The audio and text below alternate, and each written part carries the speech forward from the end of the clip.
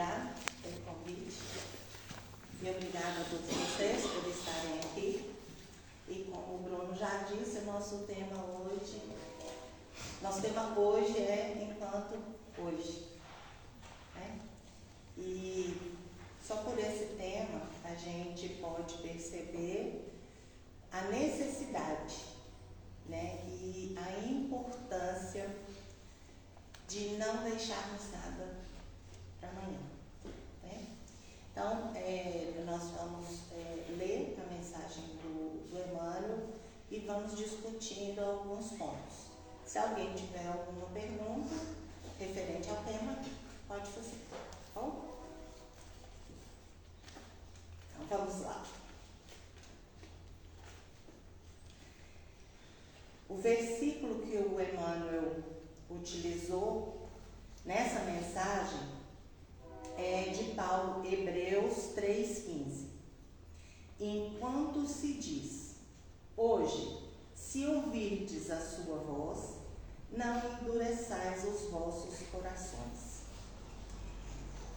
Esse versículo, ele se encontra num trecho da Bíblia, onde Paulo fala da fé, fala da fidelidade, fala da confiança que é preciso ter no Senhor e em Deus.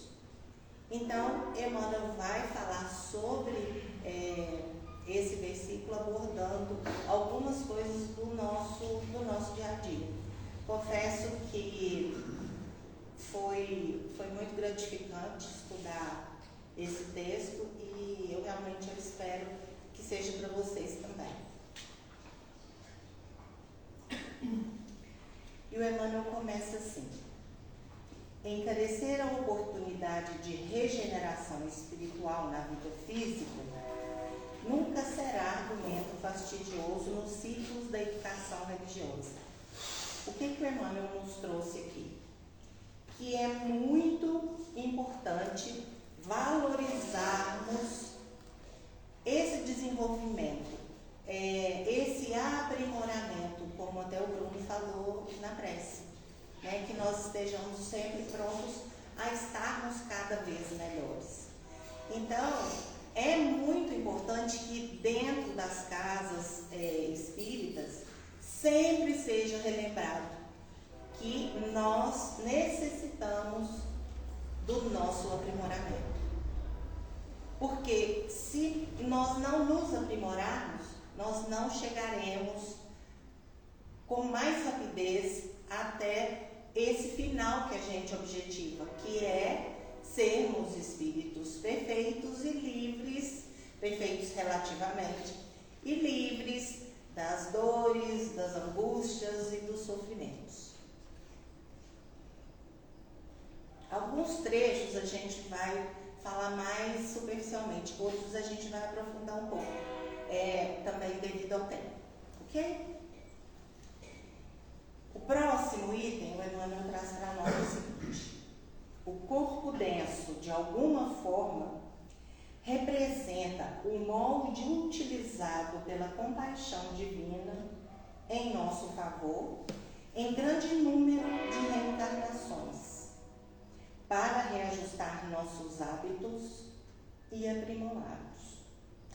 Então, aqui o Emmanuel fala de corpo, de reencarnação e de reajuste. O que vem a ser, então, esse molde, esse corpo? Por que ele existe? Então, vamos falar um pouquinho de reencarnação. Quando a gente fala reencarnação, as pessoas quase que imediatamente pensam no espiritismo. Mas a reencarnação não é propriedade do espiritismo. A reencarnação, ela não apareceu com o espiritismo.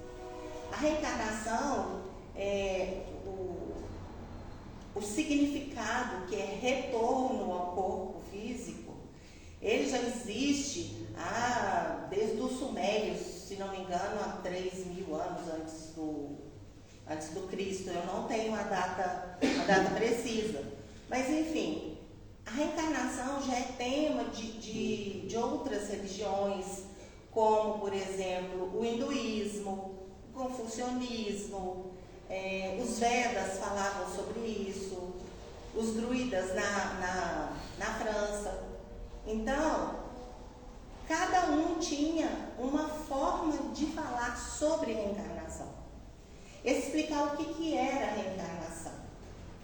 Porém, o nome reencarnação, ele surgiu com Kardec. Foi com a doutrina dos espíritos que surgiu este nome. Mas o fato em si, ele já existe há muito tempo, já foi falado por vários povos antigos, inclusive até era uma prática aceita pela igreja até, me parece, no século III ou IV, quando isso foi modificado.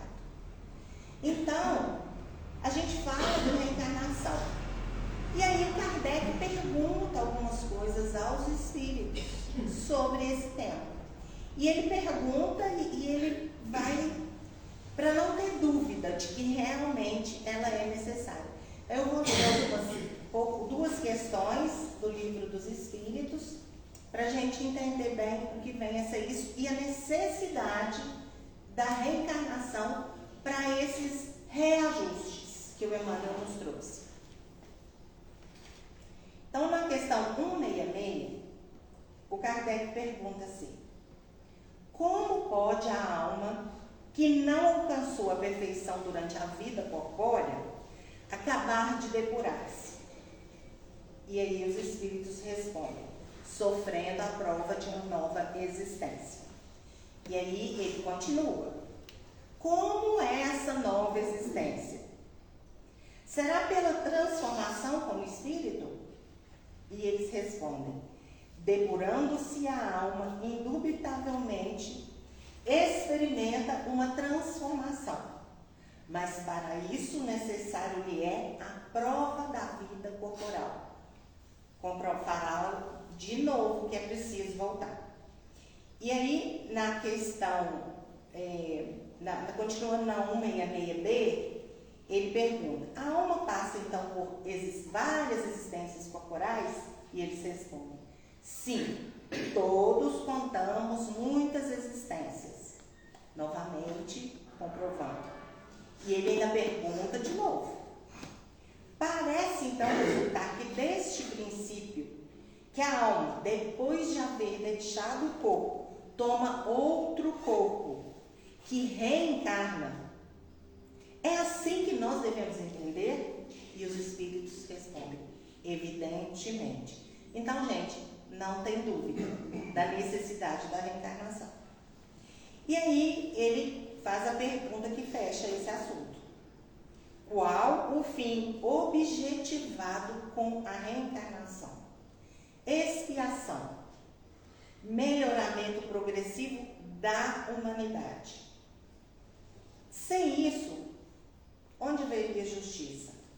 E aí o Kardec faz uma observação: nosso corpo é um instrumento usado por Deus pela sua compaixão para conosco nas inúmeras reencarnações, das quais necessitamos para depurarmos.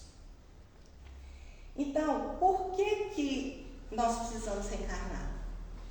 Para que haja depuração.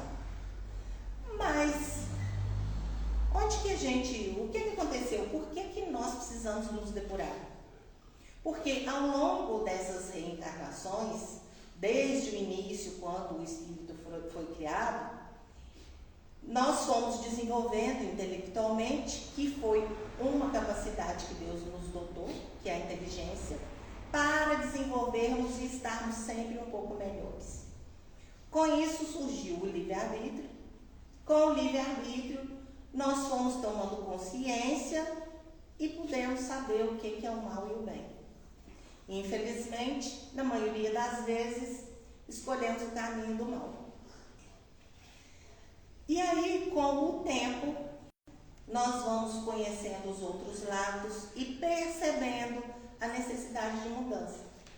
Nessa necessidade de mudança, nós temos a compaixão de Deus de nos permitir retornar para que a gente vá acertando as coisas, aparando as arestas, reajustando aquilo que foi desajustado. E além do que, nós vamos passando por experiências diferentes.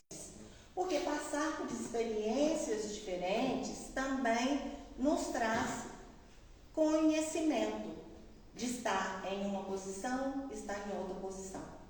E sabermos como que a gente lida dentro de uma situação, como que a gente lida dentro de outra situação. Só para ilustrar a importância da reencarnação, no livro do André Luiz, Missionários da Luz, eu não sei se todos já conhecem, então eu vou tentar detalhar o mínimo possível para não atrapalhar a leitura de ninguém que possa querer ler futuramente. Tem uma parte do livro em que o André Luiz, junto com o mentor Alexandre e junto com um outro mentor Herculano, eles estão preparando uma reencarnação. Porque aos nossos olhos é simplesmente eu desencarnei e volto. Mas nós estamos enganados. O trabalho é muito, mas muito maior do que isso.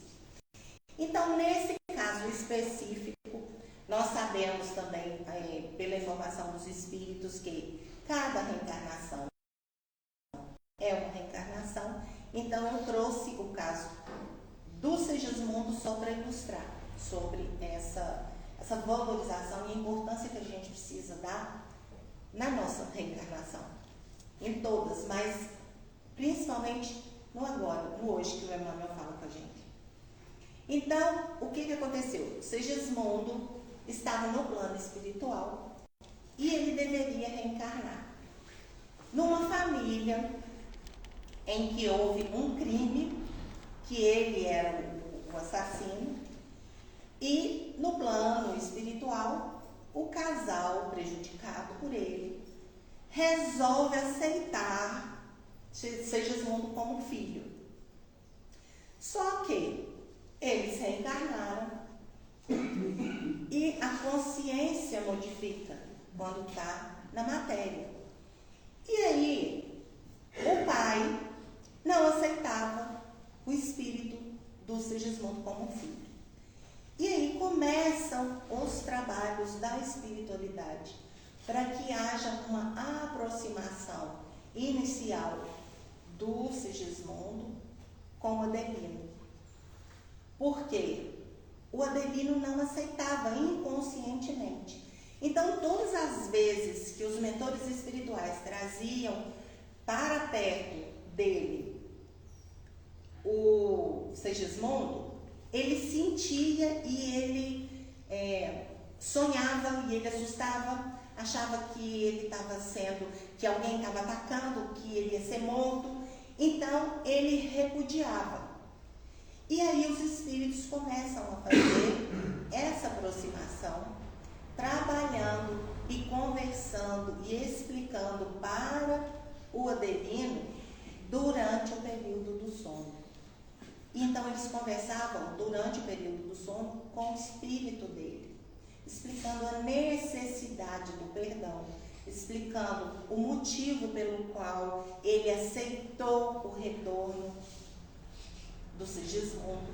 E eles foram fazendo esse trabalho, que não é uma coisa que acontece de repente. Aí ele resolve aceitar, fica mais aberto para aproximação, e o Segismundo, quando consegue chegar perto do Adelino, beija sua mão.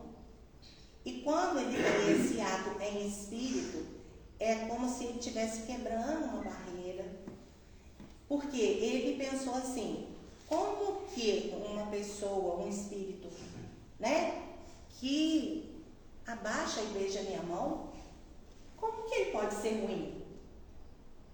Porque aquele espírito que estava ali, ele tinha se modificado, ele já tinha aprendido, ele já tinha consciência de todo o erro. E aí a gente pensa assim, assim, não, mas então quer dizer que ele estava com toda certeza? Não. O Segismundo que ia voltar também tinha suas inseguranças. Porque ele tinha medo de falhar, porque quando estamos na carne, é uma outra situação. Enfim, toda a equipe trabalhou, toda a equipe preparou, planejou, estudaram as necessidades do Espírito, por que ele tinha que vir, como que ele tinha que vir, como seria o corpo, como que ele se desenvolveria, todos os detalhes. E por fim, eles tinham que fazer a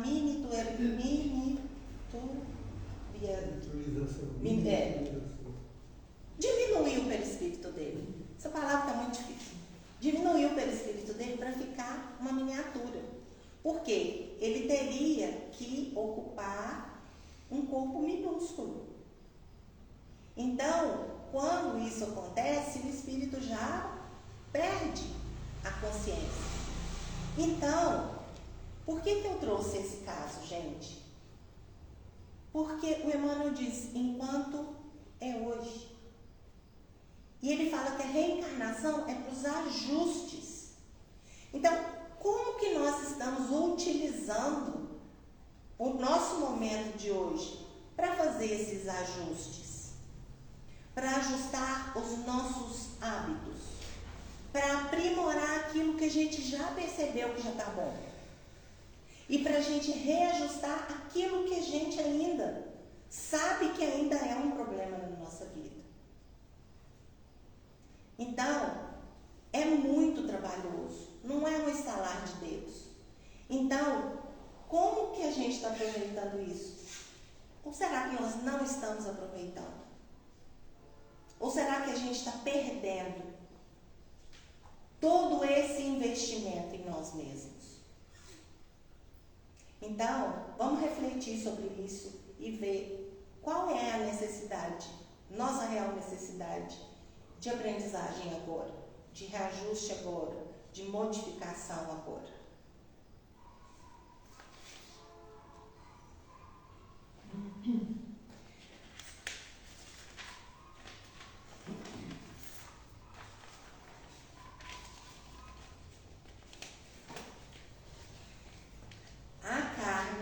Sob muitos aspectos, é barro vivo de sublime cerâmica, onde o oleiro celeste nos conduz muitas vezes à mesma forma, ao calor da luta, a fim de aperfeiçoar-nos o veículo sutil de manifestação do Espírito Eterno. Entretanto, quase sempre, estragamos a oportunidade, encaminhando-nos para a inutilidade ou para a ruína. Nesse item, o Emmanuel faz uma analogia entre o oleiro, que é aquele que faz o jarro, né? E peças de cerâmica, e Deus. O que o oleiro faz? Ele pega o barro, separa, prepara, molda, mas não está pronto. Ele só vai ficar pronto depois que ele for para o forno, para o calor. E nós? Então, o oleiro celeste criou a nós. E o que é esse calor? O calor que ele utiliza são as nossas lutas, as nossas dificuldades, os nossos desafios, os nossos desafetos, as nossas aflições, as nossas dificuldades. Tudo isso é o calor. Porque só com isso nós vamos sair na frente um pouco melhores, um pouco mais trabalhados, mais resistentes, mais fortes, melhores, de forma que esse calor essas nossas tribulações, elas são necessárias para o nosso aprimoramento, para o nosso desenvolvimento moral e espiritual.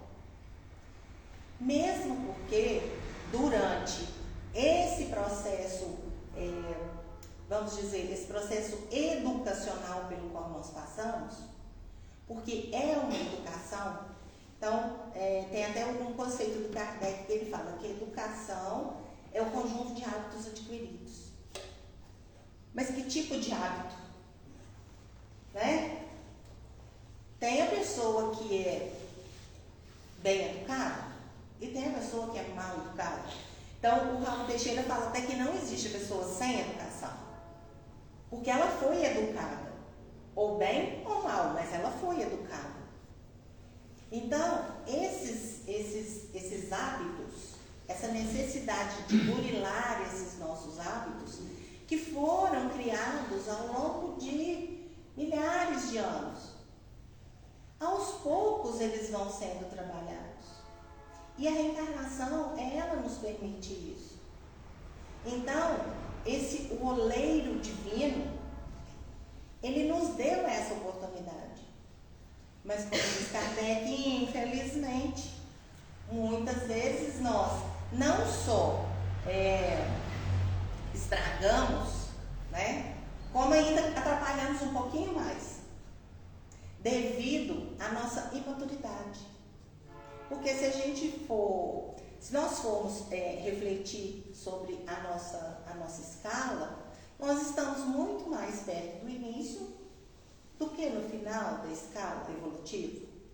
Mas para isso, nós precisamos viver ainda no primitivismo? Não é necessário, né? Então, quer dizer, nós estamos na segunda posição e a caminho da terceira, que são os mundos de regeneração. E para que nós possamos atingir essa regeneração tão esperada, nós precisamos da modificação agora. Não é esperar, não é deixar para depois. E como é que nós nos tornamos, estragamos essa oportunidade, tornando ela inútil ou arruinamos? Quando eu penso em inutilidade, eu penso a pessoa que não faz praticamente nada pelo seu desenvolvimento. A pessoa não busca se melhorar de forma alguma, não busca, às vezes, um trabalho do bem, não busca, às vezes, um conhecimento intelectual, não aproveita as suas potencialidades para fazer nada. Então, vem aquela expressão de matar o tempo. Como assim matar o tempo? Né? Ou seja, não fazer nada. E aí também vem a necessidade da pessoa, vem a pessoa que vai arruinar a sua encarnação. E aí eu queria abrir um parêntese aqui, gente, para falar um pouco desse arruinar, desse tornar inútil. Porque nós buscamos tanto, a gente corre tanto, a gente fica desesperado para um desenvolvimento externo, para um crescimento externo. Nós buscamos só o externo e queremos a todo custo atender a expectativa das outras pessoas. Então, o tempo todo nós estamos fazendo coisas para o outro. Nós estamos buscando nos modificar pelos outros. Então, cada vez mais nós estamos fugindo da nossa essência e daquilo que nós somos. Nós estamos nos distanciando de nós mesmos. E aí, quando eu penso nessa parte de arruinar, é tudo de errado que a gente faz.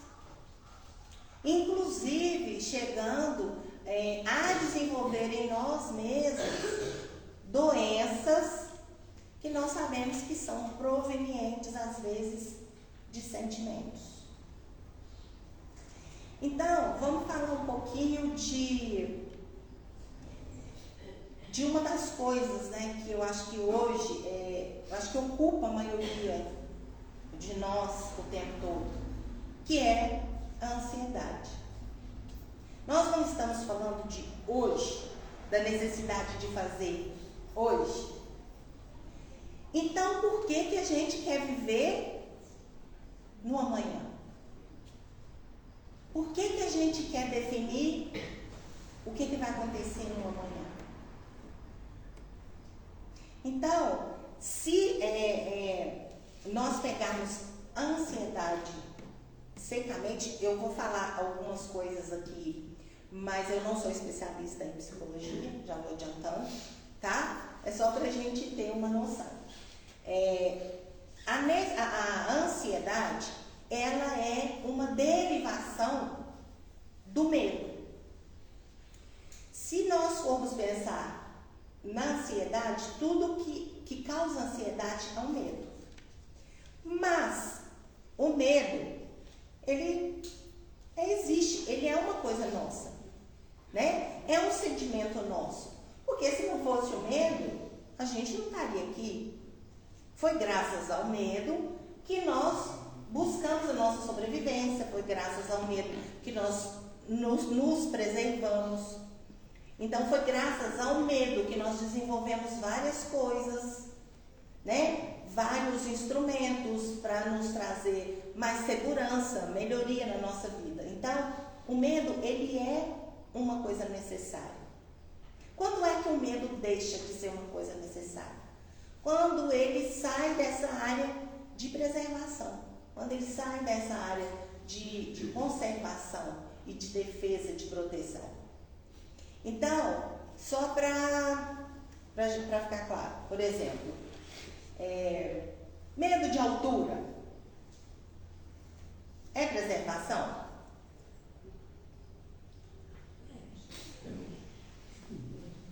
Medo do escuro é preservação? Não. Mas é preservado você se machucar, de cair. Mas a pessoa tem medo do escuro. Se ela estiver sentada, quietinha, ela está com medo. Não precisa não e tropeçar em nada. Tem alguma coisa em ponto dela também. Então, mas aí é como se fosse um medo mais condicionado, né? Por exemplo, medo de bicho-papão, medo de ter um bicho embaixo da cama, medo de abrir o armário e ter alguma coisa lá dentro. Esses medos, eles não é proteção, não é defesa, não é preservação. Certo?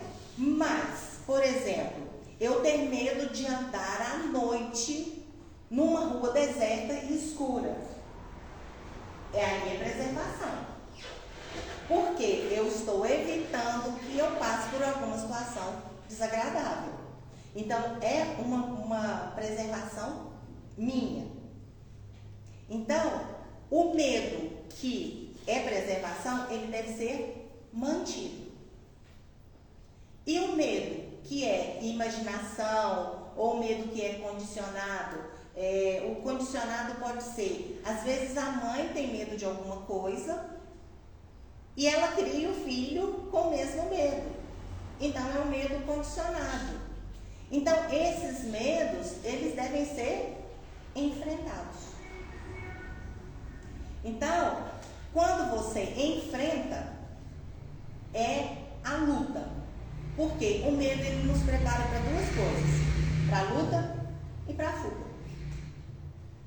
O medo, quando a gente enfrenta, ele é luta. Quando a gente corre, é fuga.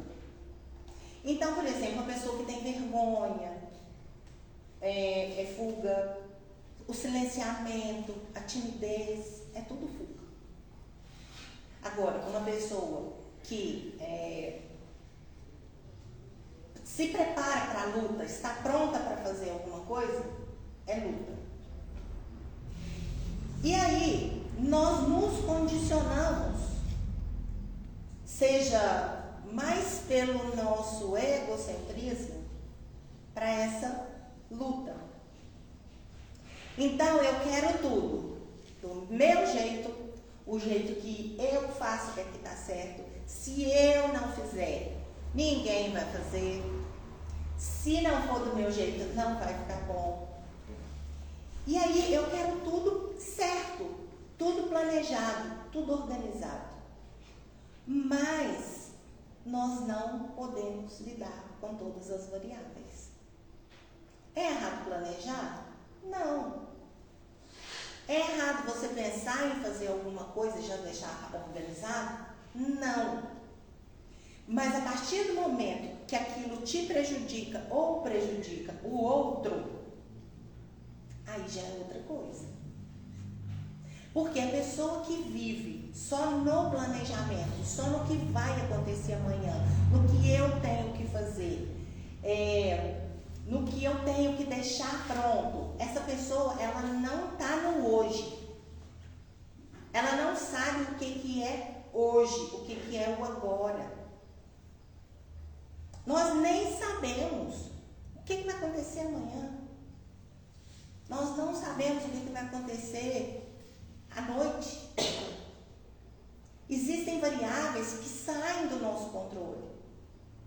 Não tem como definir e deixar tudo organizado. Então, tem um psicólogo que eu gosto bastante dele, ele chama Marlon Rividal. Ele fala que quando você está nas crises, você precisa procurar tratamento. Você precisa procurar um terapeuta, alguma coisa assim. Mas ele mostra que nós podemos, às vezes, nos auxiliar. Por quê? A ansiedade, ela não é só ela. Junto com a ansiedade, vem um caminhão de coisa. E quanto mais nós deixamos a ansiedade crescer dentro de nós, não vivendo o hoje, mais ela toma conta. E aí vão aparecendo várias outras derivações. Então, vamos pensar o seguinte, uma pessoa só quer saber do amanhã. E aí ela planeja tudo. Deixa tudo organizado. Só que amanhã dá tudo errado. E aí o que vai acontecer com esse indivíduo? Ele vai se frustrar. E essa frustração, com o tempo e com a busca incessante que essa pessoa fica, essa frustração ela pode se transformar até numa depressão. Essa frustração, essa ansiedade, ela pode derivar também transtorno obsessivo compulsivo. Ela pode ser o transtorno de ansiedade generalizada. E além disso, que eu falei no início, da gente querer satisfazer o outro, né? Então, muitas vezes esses sintomas ansiosos é justamente por causa dos outros. E a gente não percebe algumas características. Então, assim, ele até fala que a primeira coisa que nós precisamos perceber é: eu sou ansioso. E aí agora? O que é que eu vou fazer? Né? Então, eu achei interessante que ele destaca algumas coisas que a gente às vezes não percebe em nós mesmos. Por exemplo, uma mãe controladora. O controle é parte que vai gerar ansiedade. Então, assim, eu até me vi nessa situação. Porque eu acho que toda mãe vai se ver nesse momento. Veste blusa, leva blusa de frio, que pode fazer frio. Né? Leva agasalho. Você não vai levar isso, não? Você já almoçou, você já jantou, você já tomou café? Come isso, come aquilo. Né? E essa pessoa que é controladora assim, ela é controladora também no trabalho. Então, o controle, ele é uma base da ansiedade. Então, a gente aprendendo algumas coisinhas, eu acho que isso ajuda que a gente vá diminuindo esse quadro ansioso. Não é que vai curar, mas pode ajudar. E por que eu estou trazendo isso aqui? Talvez vocês estejam achando que não tem justificativa, mas tem, porque nós estamos falando de hoje e o ansioso vive amanhã. Além do que nós estamos no setembro amarelo, né? Então, é bom que a gente discuta alguns pontos também sobre isso. Porque essas ansiedades e essas ruínas que o Emmanuel fala, dentre eles está a destruição de nós mesmos, às vezes espiritual ou fisicamente, né? Mentalmente. Então, uma das outras coisas de satisfazer os outros é a necessidade, a pressão da sociedade para a gente ser feliz. Vocês já viram nas redes sociais? Tem gente triste? Não tem. Tem gente com problema? Não tem.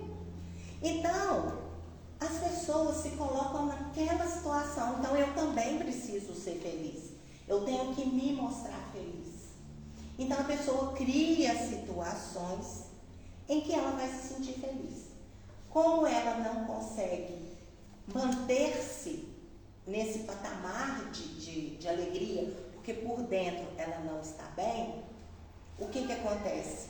Quando ela não consegue, ela se desvia para outras situações, como uso exagerado de bebida alcoólica, drogas, excesso do sexo, comida desregrada, drogas, medicamentos. Então, isso tudo, gente, leva à destruição e à perda de oportunidade.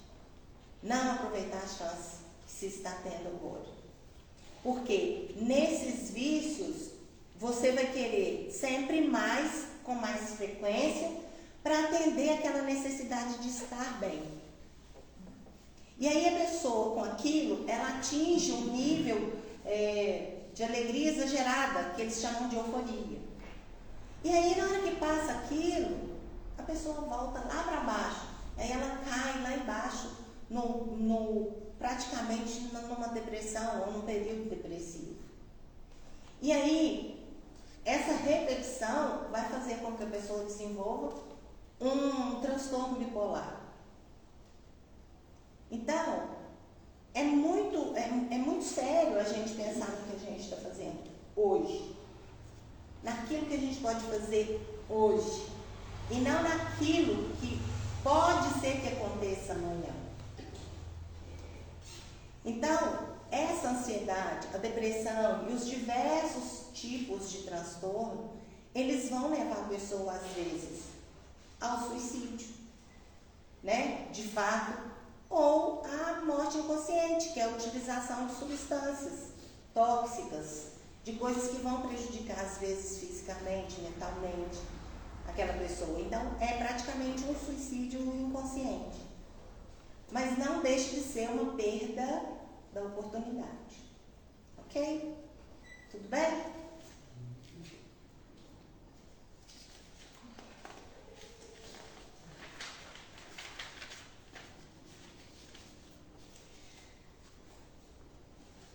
Tem uma frase que eu li num livro do José Carlos de Luca, que explica bem essa busca, esse desespero por estar sempre fazendo alguma coisa e nos perdendo de nós mesmos. Então, a gente vive, às vezes, uma aparência e perdemos a nossa essência. E aí, ele tem um depoimento de um psicólogo no livro, e o psicólogo cita um paciente, que o paciente queria a todo custo ser feliz. E aí, o que ele fez? Ele não falou, não, eu vou trabalhar e vou fazer tudo para ser feliz. Dos 20 aos 30. Aí depois, ele falou assim, não, eu quero ser feliz, porque ele não tinha conseguido ser. Eu vou fazer de tudo para eu ser feliz dos 30 aos 40. Ele também não conseguiu. E aí ele falou assim, eu vou fazer tudo para eu ser feliz agora, dos 40 até os 50. E quando ele chegou nos 50, ele percebeu que ele tinha muito dinheiro, ele tinha muito poder, ele tinha muito prestígio, ele desfrutava de grandes prazeres, porém, dentro dele existia um vazio. Por quê? Ele buscando, ele não vivia o momento. E aí ele fala uma frase para o terapeuta. Ele fala assim: eu procurei a felicidade a vida toda, em vez de simplesmente ser feliz no hoje. Próxima, o item do Emmanuel. Dentro do assunto, porém, a palavra de Paulo é valiosa e oportuna. Enquanto puderes escutar ou perceber a palavra, essa palavra, ele quer dizer a palavra de Deus, de Jesus, os ensinamentos do Cristo. Hoje, com audição e reflexão física, ou seja, é agora, é hoje, valendo-te do tempo para registrar as sugestões divinas e concretizá-las em tua marcha. Para o homem brutalizado, a morte não traz grandes diferenças. A ignorância passa o dia na impulsividade e a noite na inconsciência, até que o tempo e o esforço individual operem o desgaste das sombras, clareando-lhe o caminho. Aqui, todavia, nos referimos à criatura medianamente esclarecida. E aí eu vou começar do final para o começo. Medianamente esclarecida. O que o Emmanuel trouxe aqui para a gente? Ele não está falando para quem não conhece nada. Ele está falando para pessoas que têm um mínimo de conhecimento da vida espiritual.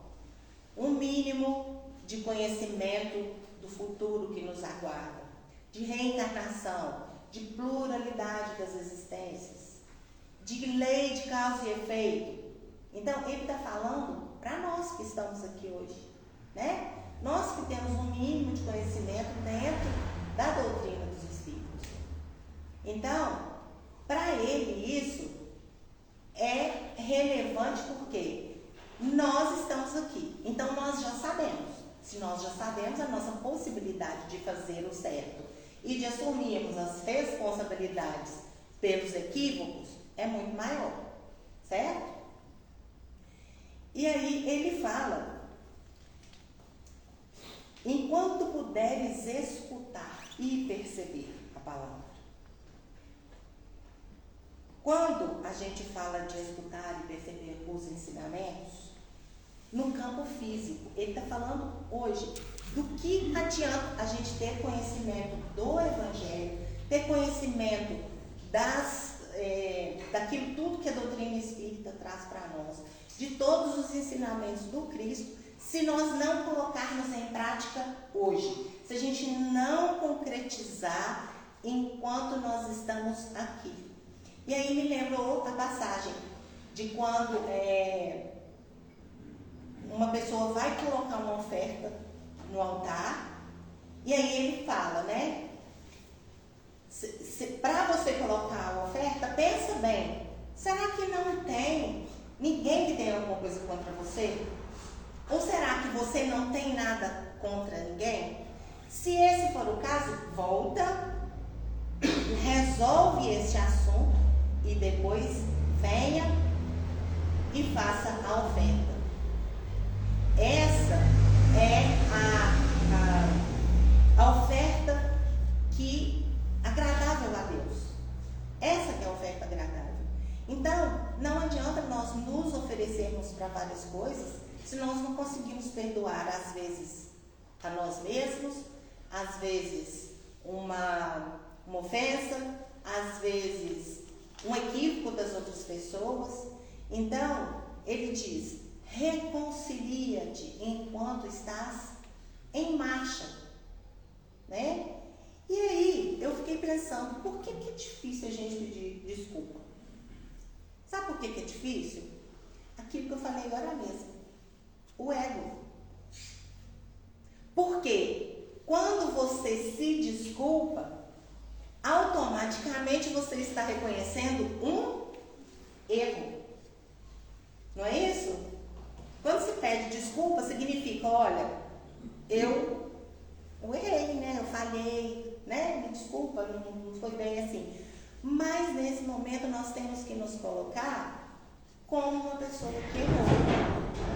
E nós, infelizmente, nós ainda temos essa ilusão de superioridade, essa ilusão de que nós somos melhores, a ilusão de que às vezes a gente sabe mais do que as outras pessoas. E na verdade isso não acontece. Isso não é verdade. Todos nós estamos no mesmo nível, porque senão, se um fosse melhor que o outro, ele estaria aqui, né? Não ia estar aqui no plano, nesse plano e convivendo conosco, né? Então, assim, quando a gente reconhece essa nossa condição humana de fragilidade, de pequenez, nós conseguimos nos colocar nesse lugar e reconhecemos no outro a mesma situação. Ele também é humano, ele também erra, ele tem os mesmos defeitos nossos, eles têm as mesmas falhas, as mesmas dificuldades e as mesmas fragilidades. Então, nos colocar nessa posição da condição humana e dessa pequenez nos facilita aceitar melhor o erro do outro e, consequentemente, aceitar os nossos erros também. E aqui o Emmanuel falou 2 vezes sobre o tempo. E aí eu queria fazer uma pergunta para vocês. Se eu colocasse na conta de vocês R$ 86.400 todo dia, mas vocês não iam poder gastar no dia seguinte. Tinha que ser tudo no mesmo dia. Não poderia passar para frente e nem depositar. Como que vocês utilizariam esses R$ 86.400? Todo dia.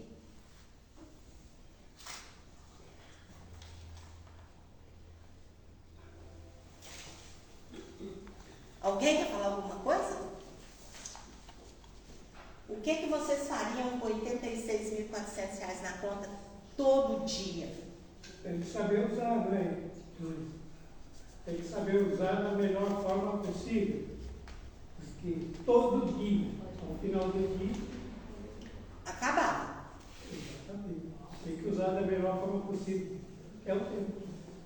E aí, o que acontece?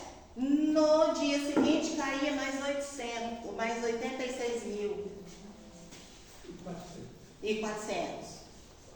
Vocês não iam usar bem? Se fosse dinheiro? Podia distribuir, não? Não, pode não. É só seu. Acho que eu ia ficar doida. Tanto dinheiro. Não tem nem onde guardar, não é? Pois é, mas aí no final do dia o banco vem e cata tudo. O que tiver lá, Deixava levar. já era. Não pode juntar para comprar uma casa? Não. De jeito nenhum. Eu acho que se bobear, Helena, eu acho que no final ia até faltar. Sabe por quê? Uma vez eu fiz um comentário assim, questão de final do ano, Mega Sena. Aí assim, igual você vê, né, artista andando carro de milhões, bolsa de milhões, né, sapatos de marca. Aí eu comentando com uma prima minha, eu falei assim, ó, eu gosto muito, né, de bolsa, essas coisas. Aí eu falei assim, mas eu não compraria uma bolsa de 250 mil, 350 mil. Ela falou assim, aí que você se engana, porque quando você tem muito dinheiro, o que acontece? Para você ir num restaurante sofisticado, você não vai para o seu Fusca. Então você concorda que você tendo mais, tendo isso disponível, você vai fazer mais e melhor. Isso, ok? cada vez mais. Ok. E se eu transformar esses 86.400 em segundos? por dia. Que bom, o dia está passando tão diferente. Ou seja, esse número você tem todo dia. Só que em tempo. Que é uma concessão divina para nós utilizarmos da melhor forma possível. Não fica diferente? Nós utilizamos esse tempo que nós temos disponível todo dia da melhor forma possível, hein, Chico? Da melhor forma possível, aplicando cada vez melhor o nosso tempo. E não deixando que seja tipo, por exemplo, o médico falasse, tem tanto tempo de vida para você viver aquilo melhor, né? Não precisa. Não esperar esse ponto. E aí, o André Luiz fala o seguinte, numa mensagem no Sinal Verde. Ele fala assim, que nós podemos armazenar cereais, né? Para a nossa alimentação lá na frente. Porque nós desenvolvemos condições para fazer isso. Nós guardamos coisas, às vezes, na geladeira para daqui 1 mês, 2, 3. Certo? Então, dinheiro. A gente deposita o dinheiro, deixa ele lá no banco, né? Ele vai rendendo um pouco, mas está rendendo. Mas o tempo, ele não pode ser armazenado. O tempo, ele não pode ser guardado. O tempo, ele não pode ficar para depois. Aquele tempo, aquela situação, daquele jeito, por exemplo, hoje, aqui, desse jeito, vocês aí, eu falando isso que eu estou falando, nunca mais volto. Nunca mais eu vou ter essa oportunidade de novo, dessa forma. Então, a reflexão do Emmanuel para hoje é o hoje. É viver o hoje, aproveitar o hoje, aproveitar os minutos, os momentos, os segundos que a gente tem. Para a gente buscar essa nossa essência, para sermos nós mesmos. Quantas vezes nós recebemos intuição da espiritualidade? Quantas vezes alguém chega e dá uma sugestão? Quanto que nós já lemos nos livros, assistindo palestras e na codificação e no Novo Testamento? Quanta coisa que tem para que a gente possa fazer e usar esses 86.400 segundos da melhor forma possível. O nosso objetivo, quando nós fomos criados, não é que a gente alcance o aperfeiçoamento e cheguemos a ser espíritos puros, mas a nossa busca interior não é a felicidade, e nós só vamos alcançar essa felicidade a partir do momento que a gente conseguir viver o nosso íntimo. Jesus disse que o reino de Deus está dentro de cada um de nós. Então, só nos voltando para nós mesmos e vivendo cada minuto da melhor forma possível, buscando esse aprimoramento, nós vamos conseguir chegar no nosso íntimo. E quando nós chegarmos no nosso íntimo, nós teremos o contato e a nossa ligação direta com a nossa essência, que é divina. E aí sim, nós vamos ter o reino de Deus dentro de nós, verdadeiramente. Tudo bem? Alguma pergunta? Não? O André Luiz, no final dessa mensagem, ele fala assim, quando nós chegarmos no plano espiritual, nós vamos ser questionados pelos administradores do tempo. O que vocês fizeram com o tempo que foi dedicado a vocês. O tempo que o Pai doou a vocês. Isso é uma reflexão.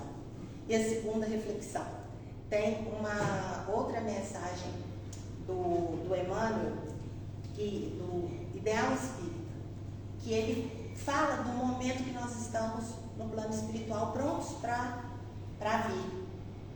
E quando nós estamos neste momento, nós fazemos todas as promessas possíveis para a gente vir.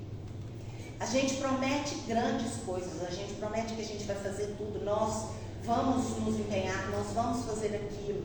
Então, nós programamos e os benfeitores falam assim, calma, você não vai dar conta de tudo.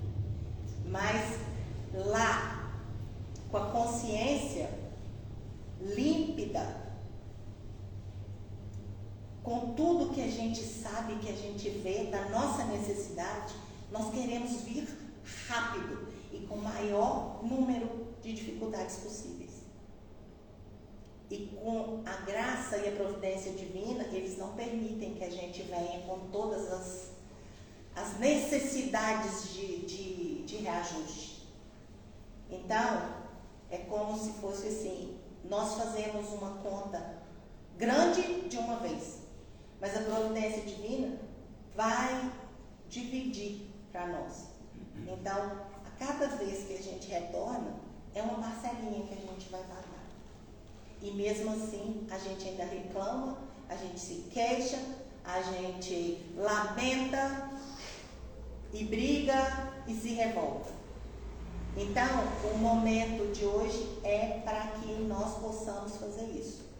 Viver o hoje, repensar em tudo que a gente está fazendo e aproveitar enquanto nós estamos aqui a caminho para parar essas arestas enquanto ainda é tempo, enquanto ainda é hoje. Okay? Alguma pergunta? Não? Então tá bom, gente. Muito obrigada por vocês estarem aqui. Obrigada pela oportunidade mais uma vez para o estudo. E eu agradeço a Deus e aos mentores espirituais que estão sempre nos assistindo. E eu espero que nós possamos retornar aos nossos lares e refletir sobre o que a gente estudou aqui hoje. Que Jesus esteja no coração de cada um de vocês. Boa noite. Muito obrigada.